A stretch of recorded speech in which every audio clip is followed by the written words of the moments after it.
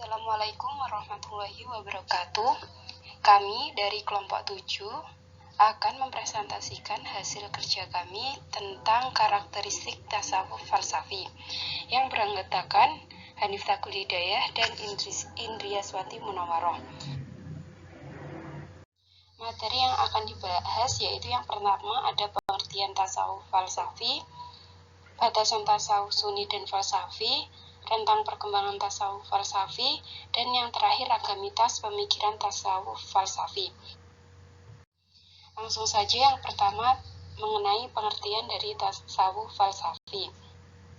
Tasawuf falsafi adalah sebuah konsep ajaran tasawuf yang mengenal Tuhan atau makrifat dengan pendekatan rasio filsafat hingga menuju ke tempat yang lebih tinggi, bukan hanya mengenal Tuhan saja atau ma'rifatullah, melainkan yang lebih tinggi dari itu yaitu wihdatul wujud atau kesatuan wujud.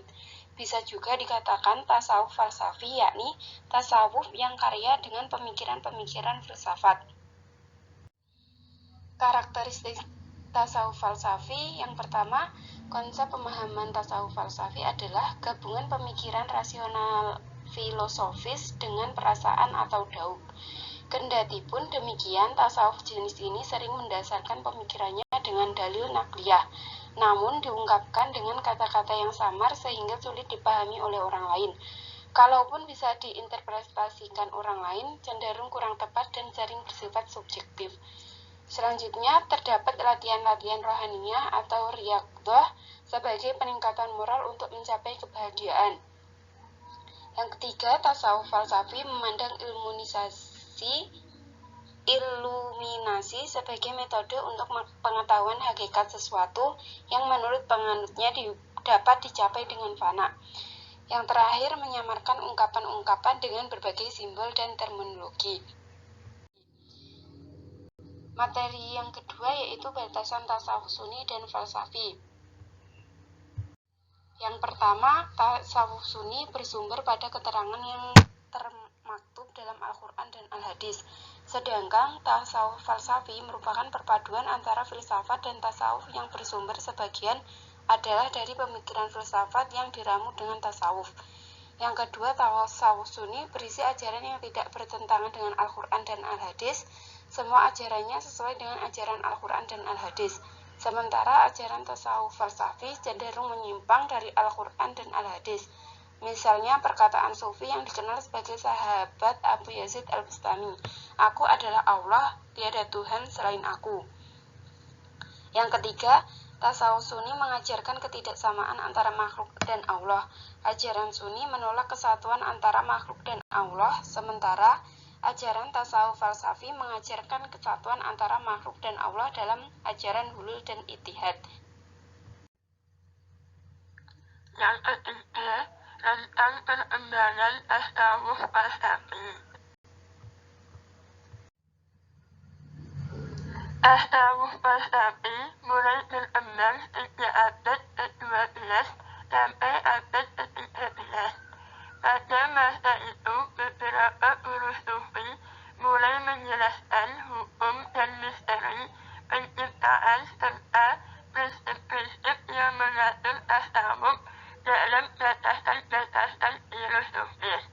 Dengan begitu, tasawuf falsafi lebih didasarkan pada penjelasan hakikat penciptaan dalam konsep filsafat dan sejarah. Angha menjelaskan inti dari tasawuf falsafi adalah meraih cinta Allah setinggi mungkin dan menjadi kekasihnya. Dengan begitu, tidak akan ada lagi batasan antara seorang hamba dan sang pencipta. Yang keempat, ragamitas pemikiran tasawuf falsafi. Pertama, pemikiran tasawuf Rabi'ah al-Adawiyah. Rabi'ah al-Adawiyah merupakan sufi perempuan yang terkenal dengan konsep mahabbah ilahiyah. Tahapan yang ditempuh. Tahap pertama yang harus dilalui seseorang menurut Rabi'ah al-Adawiyah adalah berlaku zuhud.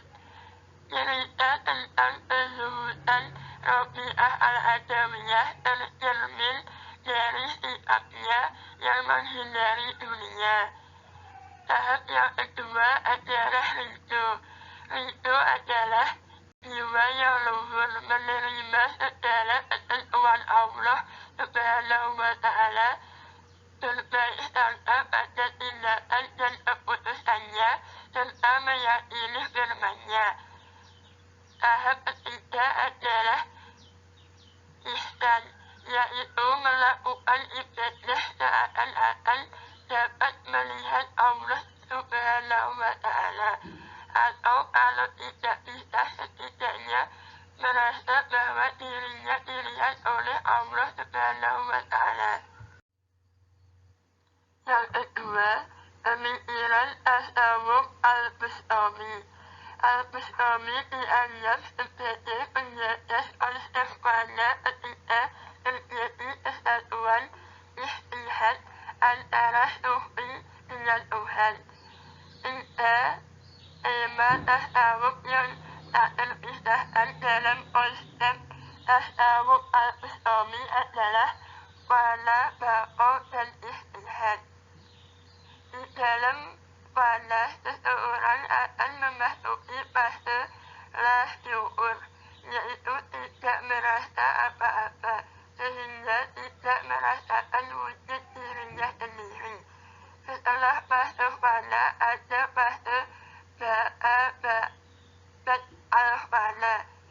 Kelanjutan dari fase fana adalah fase istihad, atau ketika seorang sufi sudah mencapai fase fana al-fana, maka selanjutnya ia akan mengalami istihad, yaitu keadaan seorang sufi yang telah merasa dirinya bersatu dengan Tuhan, di mana yang mencintai dan dicintai telah menjadi satu, sehingga salah satu dari mereka dapat memanggil yang satu lagi dengan kata hai aku. Yang terakhir, pemikiran tasawuf al-halad. Hamba meringkas ajaran tasawuf al-halad menjadi tiga, yaitu hulul, al-haqiqah al-muhammadiyah, dan kesatuan segala agama. Dari ketiga ajarannya ini, tentu yang sangat menarik perhatian adalah ajarannya tentang hulul. Hulul merupakan paham yang mengatakan bahwa Tuhan memilih tubuh-tubuh manusia tertentu untuk mengambil tempat di dalamnya, setelah sifat-sifat kemanusiaan yang ada dalam tubuh itu dilenyapkan. Agar manusia bisa mencapai fase hulul ini, maka al-halad membuat fase-fase pendahuluan. Fase pertama ialah berlaku zuhud, yang diuraikannya dengan istilah tahrib dan tahrid. Fase kedua adalah pembersihan secara pasif, yang diungkapkannya dengan tema istirat bala istirat al-nasutiyah ala dan fanaan afsab al-basyariyah. Cukup sekian presentasi dari kelompok kami. Ada kurang lebihnya mohon maaf. Wassalamualaikum warahmatullahi wabarakatuh.